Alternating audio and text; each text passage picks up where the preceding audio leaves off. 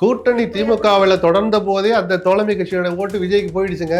திமுக ஓட்டே போயிடுச்சு விஜய்க்கு. அப்படியே தோழமை கட்சியின் மேல போய் அதை சுமத்தணும். நம்ம திமுகவுடைய பாரம்பரிய வாக்குகளே போனதுனால விஜய் 1.25 கோடி வாங்க முடியுது. வெக்கத்தை விட்டுட்டு பூட்டி அறைகளுக்குள்ளேயாவது தோழமை கட்சியில் ஒத்துக்கணும். சோஃபா மாடல் சொல்றாங்க. சோஃபாவை திணிச்சு தான் கொடுக்க முடியுமா, இல்ல எவ்வளவு பணத்தை வைக்க முடியும்? டிரான்ஸ்ஃபர் பண்ணிட்டு ஒரு செகண்ட்ல பணம் வந்து சேர்ந்துச்சுங்க அப்படின்னு கொள்கைக்காக குரல் கொடுக்கறதெல்லாம் நான் பார்த்து தானே இருந்தோம். காசு வர வேண்டியது வந்துருச்சுன்னா எவ்வளோ வந்துருச்சு. அதெல்லாம் சும்மா ஒரு மேடை பேச்சுக்கு தான் அது சரி வருமே தவிர, சோஃபா தவிர வேற எப்படியும் பணத்தை கொடுக்க முடியாது. வேற வெளில வாங்க மாட்டாங்களா? அடுத்து அதிமுகவின் எதிர்காலம் என்ன ஆகும்? அது எடப்பாடியினுடைய பிடிவாதம் இன்னும் எவ்வளவு காலத்துக்கு தொடருதுங்கிறத பொறுத்து தான். அப்படி என்னங்க அவர் சாதிக்க போறாரு? அந்த பதவியை பறிச்சு மடியில வச்சுக்கிட்டு அவர் எண்ணத்தை கூட்டிட்டு போறாரு, எடுத்துட்டு போறாரு. 2 விஜயபாஸ்கரும் போன எதுக்காக 2 வாரம் காத்திருந்தாங்க? வீம்புக்கு ஒருத்தர் இவரை எடுத்துட்டு நான் திருப்பி கொடுக்க மாட்டேன் அப்படின்னு ஒரு எக்ஸோ ஒய்ய போட்டீங்கன்னா அந்த கட்சி எப்படி நீங்க வளர்ப்பீங்க? கட்சி நிதி வாங்குறதுலன்னு முடிவு எடுத்திருக்கிறாங்க. அதுல உறுதியா இருந்தாங்கன்னா அது மிகப்பெரிய நல்ல மாற்றமா இருக்கும். ஏன்னா அப்படி இவங்களே இந்த முடிவு எடுத்தாங்கன்னா கீழே லஞ்சம் ஒரு கட்டத்துல குறையும். ஒழிக்கவே முடியாது, குறைக்க முடியும். அதிகாரிகளுக்கு ஒரு பயம் வரும். கொஞ்சம் கொஞ்சமா தான் மாற்றணும். இவங்க அதுல உறுதியா இருந்தாங்கன்னா இன்னைக்கு வரைக்கும் வாங்கல, ஆனால் அப்படியே வாங்கினா கூட திமுக அளவுக்கு கொள்ளையடிக்க மாட்டாங்க. விஜய்க்கு குழி பறிக்கிற வேலை, விஜயை பாதுகாப்பதாக நினைத்து அவரை அழிவு பாதைக்கு அழைச்சிட்டு போறது. எல்லா வகையிலையும் ஒரு தலைவன் மெருகேறணுங்க. கிண்டல் பண்ணுவோம், பண்ணட்டும். அடுத்த பிரஸ் மீட்ல அவனை நல்லா வாங்கணும். அந்த அளவுக்கு ஒரு மெருகேறணும். நானும் தமிழ்நாட்டு பிரஜை தானே, என் முதலமைச்சர் எப்படி இருக்கணும் எனக்கு ஒரு ஆசை இருக்குல்ல. திமுகவோட செயல்பாடுகள் மெச்சூரிட்டியா இல்லை அப்படிங்கிற விமர்சனங்கள் வருது. தினந்தோறும் புலம்பிக்கிட்டே இருக்கிறாங்கன்னு வருது. இது திமுகவின் எதிர்காலமே கேள்விக்குறியாகும் இதனால அப்படிங்கிற அளவு. தோல்வியை சந்திச்சிருக்கிற இயக்கத்தை சேர்ந்தவர்கள் அந்த இயக்கத்தை பார்த்து மற்றவர்கள் பேசுறதெல்லாம் இப்படிதான் இருக்கும். அதெல்லாம் அதுக்கு மேல விவாதிக்கிற கொண்டு இல்லை. அவங்க பேசாம 6 மாதம் அவகாசம் கொடுத்துட்டு டெய்லி பேசுறாங்கன்னா பேசாம இருப்பாங்க. 6 மாசத்துல தேர்தல் வரும்னு சொல்றாருன்னா வரலைன்னா ஸ்டாலின் அவர் ராஜினாமா பண்ணுவார் கட்சி தலைவர் பதவியை. நான் சொன்னது தப்பா போயிடுச்சுன்னு தொண்டர்களை உற்சாகப்படுத்துறதுக்கு, நம்பிக்கை தர கொஞ்சம் பொறுங்க, நமக்கு ஒரு எதிர்காலம் இருக்குன்னு சொல்றதுக்கு இப்படியெல்லாம் சொல்லுவாங்க. 24 கட்சிகளை கூட்டணி வச்சுட்டே அவங்களால ஆட்சியில் உட்கார முடியலன்னா அமைச்சரவைக்காக எல்லாரும் விஜய் அவர்கள் கிட்ட கூட்டணிக்கு போயிட்டாங்க. அப்படிங்கும்போது ஈவன் அவங்களோட ஓட் ஷிஃப்டிங் கூட விஜய் கிட்ட போயிருச்சு அப்படின்னு கூட அவங்க போயிருக்கலாம். கூட்டணி திமுகவில் தொடர்ந்த போதே அந்த தோழமை கட்சியோட ஓட்டு விஜய்க்கு போயிடுச்சுங்க. ஏன் தோழமை திமுக ஓட்டே போயிடுச்சு விஜய்க்கு. அப்படியே தோழமை கட்சியின் மேல போய் அதை சுமத்தணும். நம்ம திமுகவுடைய பாரம்பரிய வாக்குகளே போனதுனால விஜய் 1.25 கோடி வாங்க முடியுது. அதனால அதுல போய் யாரையும் குற்றம் சொல்றதுல அர்த்தம் இல்லை. ஆனால் வெக்கத்தை விட்டுட்டு பூட்டி அறைகளுக்குள்ளேயாவது தோழமை கட்சியில் ஒத்துக்கணும். ஆப்பா நம்ம ஓட்டும் சேர்ந்தாயே அங்கே போயிடுச்சு, அதுக்கு நாமளே அங்கே போயிடலான்ட்டு தான் அவங்க போயிட்டாங்க. அமைச்சர் பதவிக்காக போனாங்கன்னு சொல்லக்கூடாது. ஏன்னா இடதுசாரிகள் எங்களுக்கு வேணான்னு சொல்லிட்டு வெளியில இருந்து ஆதரவு கொடுத்துட்டு இருக்காங்க இன்னைக்கு வரைக்கும். இந்த ஆட்சி 5 ஆண்டுகள் நீடிக்கும்னு அவங்க சொல்றாங்க. அதை நம்ம மறுக்கக்கூடாது. அமைச்சர் பதவி வாங்காமலேயே இந்த ஆட்சி 5 ஆண்டுகள் நீடிக்கும் அப்படின்ற வார்த்தையை அவங்க சேர்த்தே சொல்றாங்க. ஸோ அமைச்சர் பதவிகளுக்காக போனாங்கன்னு 10ஆம் எல்லாரையும் சொல்ல வேண்டாம்னு சொல்றேன். அப்புறம் இந்த சோஃபா மாடல் அதுல எனக்கு நம்பிக்கை இல்லைங்க. பணத்தை அதுல இன்னைக்கு திருமாவளவன் கேட்டுகள் நல்ல கேங்க, சோஃபாவை திணிச்சு தான் கொடுக்க முடியுமா, இல்லை எவ்வளவு பணத்தை வைக்க முடியும்? டிரான்ஸ்ஃபர் பண்ணிட்டு ஒரு செகண்ட்ல பணம் வந்து சேர்ந்துச்சுங்க அப்படின்னு கொள்கைக்காக குரல் கொடுக்கறதெல்லாம் நான் பார்த்து தானே இருந்தோம். காசு வர வேண்டியது வந்துருச்சுன்னா எவ்வளோ வந்துருச்சு. அதெல்லாம் சும்மா ஒரு மேடை பேச்சுக்கு தான் அது சரி வருமே தவிர, சோஃபா தவிர வேற எப்படியும் பணத்தை கொடுக்க முடியாது. வேற வெளில வாங்க மாட்டாங்களா? அது தப்பு. திருமாவளவன் அவர்கள் போற பக்கம்லாம் எல்லாரும் கேட்குறாங்க, நீங்க எந்த கூட்டணியில் இருக்கீங்க, திமுகவோட தொடர்றீங்களா இல்லை தாவேகா கூட்டணியில் இருக்கிறீங்களான்னு கேட்குறாங்க. அவருமே திமுகவுக்கு ஃபேவராகவே பேசுகிற மாதிரி தான் இருக்கு இன்னமும். இல்லை அது மட்டும் இல்லை, நேற்று ஆதங்கங்கிற பேரில் இன்னும் குழப்பத்தை தொடர்றாரு அவர். நாங்கள் வந்துட்டோன்னு சொல்லலை, திமுக அண்ணன் ஸ்டாலின் தான் முதல்ல சொல்லிட்டாரு விடுதலை சிறுத்தைகள் எங்களோட இல்லைன்னு. சொல்லாமல் என்ன செய்வாங்க?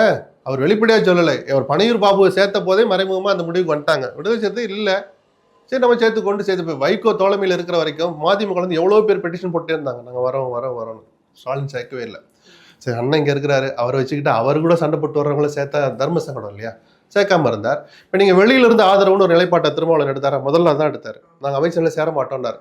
பனையூர் பாபு சீட்டு கொடுக்காத விரக்தியில் அப்போவே வர்றேன்னு சொல்லிட்டாரு. ஸ்டாலின் அனுமதிக்கலை. தோழமை தொடருது அப்படின்னு சொல்லிட்டு இருக்கிறார். இப்போ வேண்டான்னாரு. நீங்கள் அமைச்சரவையில் போய் சேர்ந்த பிறகும் தோழமை தொடர்ந்து நட்பு தொடரலாம். அதுக்கு அரசியல் எல்லைகளே கிடையாது. நட்பு தொடர்றது வேற, தோழமை தொடர்வது வேற. அரசியல் கூட்டணியை பொறுத்த வரைக்கும் நான் சொல்கிறேன். காலம்பூரா நட்பாக இருக்கலாம். நீங்கள் பிஜேபிக்காரங்கிட்ட கூட திரும்ப நட்பாக இருக்கலாம், தப்பு கிடையாது. கல்யாண காட்சிகளுக்கு போகலாம், துக்க வீட்டுகளுக்கு போகலாம். அமைச்சரவையில் சேருவாராம், கோவளத்தில் நடக்கிற கூட்டத்தில் கையை தூக்கி காட்டுவாராம். ஆனாலும் இந்த கூட்டணியிலிருந்து எங்களை அவங்க இல்லைன்னு சொல்லிட்டாங்க. இல்லைன்னு சொன்னா இடுப்புல தூக்கி வச்சுக்குவாங்க. என்னங்க சிறுபிள்ளைத்தனமா இருக்கு. அந்த முடிவு எடுக்கிற உரிமை திருமாவுக்கு இருக்கு. போயிட்டாரு. இன்னும் பேர் வைக்கல. பேர் வச்சுட்டா நான் அந்த கூட்டணியில் சேருவேங்கிறாரு. அதையும் அடுத்த லைன் அதை சொல்லிக்கிட்டே வர்றாரு. அப்புறம் ஏன் திமுக பத்தி கவலைப்படுறீங்க நீங்க? வெளியில வந்தாச்சு. இந்த ஆதங்கம் கேட்டா நாங்க இல்ல அப்படிலாம் நாங்க சொல்லல. எப்படி சொல்லல? தாவேக்காவோட சேர போறோம்னு சொல்லல. ஏங்க அடுத்த வரி எடுத்து படிச்சு பாருங்க. இன்னும் பேர் வைக்கல, பேர் வைக்க தான் போறாங்க. அந்த அணி அமைந்தால் அந்த அணியில் நாங்கள் இணைவோம் சொல்லியிருக்காரா இல்லையா? நீங்களே எடுத்து படிச்சு பாருங்க. இப்படி நம்மளை குழப்ப வச்சாதான் திருமாவளவன் பண்ண சாதனை. கடந்த 5 மாதங்களாக அறிவார்ந்த திருமாவளவனின் பேச்சுக்களாக அவர் வெளியிடுகிற கருத்துக்கள் இல்லை. அடுத்து அதிமுகவின் எதிர்காலம் என்ன ஆகும்? அது எடப்பாடியினுடைய பிடிவாதம் இன்னும் எவ்வளவு காலத்துக்கு தொடருதுங்கிறத பொறுத்து தான். இப்பயும் ஒன்றும் காலம் கெட்டு போகல. நமக்கு ஒரு எதிர்காலம் இருக்குன்னு தொண்டர்களை கொஞ்சமாவது நம்ப வைக்கணும்னா பிடிவாதத்தை அவர் கைவிடணும். 25 எம்எல்ஏக்கள் 30 பேர் பிரிஞ்சு போனாங்க. அப்புறம் அது 25 குறைஞ்சி. அந்த 25 பேரும் நாங்கள் தப்பு பண்ணிட்டோம், தாவேக்கா அரசு நீங்கள் எடுத்த நிலைப்பாடு பிடிக்காம நாங்கள் போய் அதிர்ச்சி ஓட்டு போட்டுட்டோம், மன்னிச்சிடுங்கன்னு ரிட்டனில் லெட்டர் கொடுத்தாங்க. ஒரு எம்எல்ஏ தனித்தனி கடிதம் கொடுத்தாங்க. ஏன்னா அப்போ தான் சபாநாயகர்கிட்ட அந்த கடிதம் செல்லும். அப்படி கொடுத்தாதான் கட்சி தாவல் தடை சட்டப்படி அவங்க பதவி தப்போம். அப்படி அந்த லெட்டரை எழுதி பொதுச்சாளர்கிட்ட தான் கொடுத்தாங்க. அவர் போய் ஸ்பீக்கர்கிட்ட கொடுத்தாரு. அப்படி கொடுக்குற போதே அந்த ஒப்பந்தம் என்னன்னா, அவங்கவுங்க இருக்கிற பதவியில் எப்படி எங்களை தொடர விடுங்க, நாங்கள் அதிமுகவில் தொடர்றோம்னு தான் சொன்னாங்க. இவரும் சரின்னு சொன்னார். எடப்பாடி சரின்னு சொல்லி லெட்டரை வாங்கிக்கிட்டு ஸ்பீக்கர்கிட்ட கொண்டு கொடுத்தோடனே அடுத்த நாள் ஒரு அறிக்கை விடுறாரு. இந்த பழைய ஆட்கள் யாரும் பழைய பதவியை போட்டு விளம்பரம் பண்ணால் ஒத்துக்காதீங்கிறாரு. என்னங்க இது அக்கிரமமாக இருக்குது. அப்படி என்னங்க அவர் சாதிக்க போகிறாரு?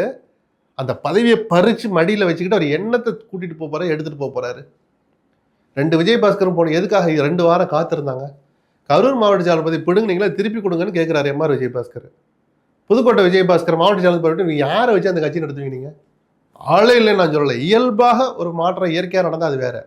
வீம்புக்கு ஒருத்தர் இவரை எடுத்துக்கிட்டு நான் திருப்பி கொடுக்க மாட்டேன் அப்படின்னு ஒரு எக்ஸோ ஒய்ய போட்டிங்கன்னா அந்த கட்சி எப்படி நீங்கள் வளர்ப்பீங்க? இப்போதான் டிடிவி தினகரன் அவர்களும் சசிகலா அவர்களும் திரும்ப இணைய போறாங்க அப்படின்னு இணையணும்னு கட்சிக்காரங்க கேட்குறாங்க. இது இப்போ இல்லைங்க, தேர்தலுக்கு முன்னாடி இருந்து எல்லாரும் ஒன்றாகணும்னு ஓபிஎஸ் வந்து கதறினாரு. எனக்கு எந்த நிபந்தனை இல்லை, கட்சியில் செத்தா என் மேலே கொடி அதிமுக கொடி பறக்கணும்லாம் நண்பர்கிட்ட சொல்லிட்டு இருந்தாரு, கொடியை போர்த்தணும் அப்படின்னு.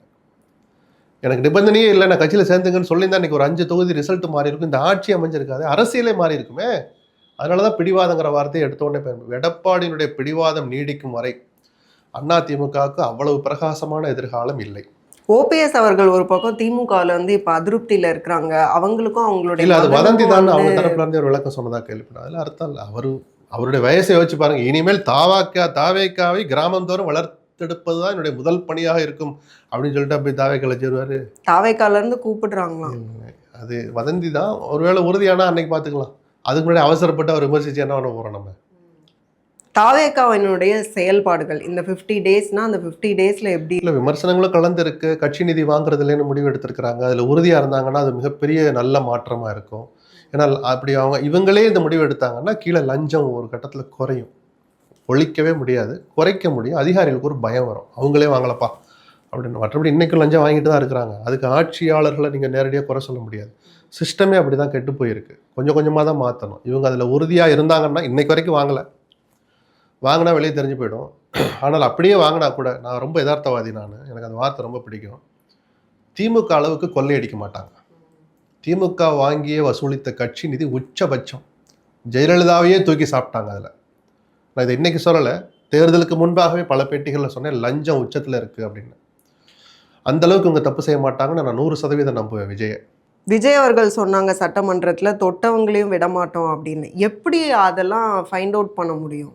எதை பினாமி பேர்ல வச்சிருக்கலாம், அதெல்லாம் சொல்றது ஈஸி. சட்டப்பூர்வமாக நடவடிக்கை எடுத்து நேர்மையான நடவடிக்கை எடுப்பாரான்ற ஒரு சந்தேகத்தை விஜயபாஸ்கருக்கு போய் சேர்ந்த உடனே அவருக்கு மேலே வந்துருச்சுல்ல.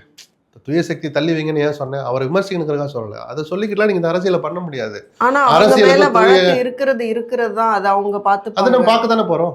இதே வழக்கறிஞர் விஜயினுடைய நிர்வாகத்தின் இப்போ நாளைக்கு லிஸ்ட் வரப்போகுது, அரசு வழக்கறிஞர் லிஸ்ட். அவர் நினைச்சு, மைலார்ட் டாக்டர் விஜயபாஸ்கர் 34 கோடி இந்த மாதிரி வசூலிச்சு லஞ்சத்தை வாங்கி இப்படி சொத்தை கூச்சிருக்கிறார், அவருக்கு உச்சபட்ச தண்டனை வாங்கி தரணும்னு விஜயினுடைய வழக்கறிஞர் சொல்றாரா இல்லையான்னு பார்க்க தானே போறோம்.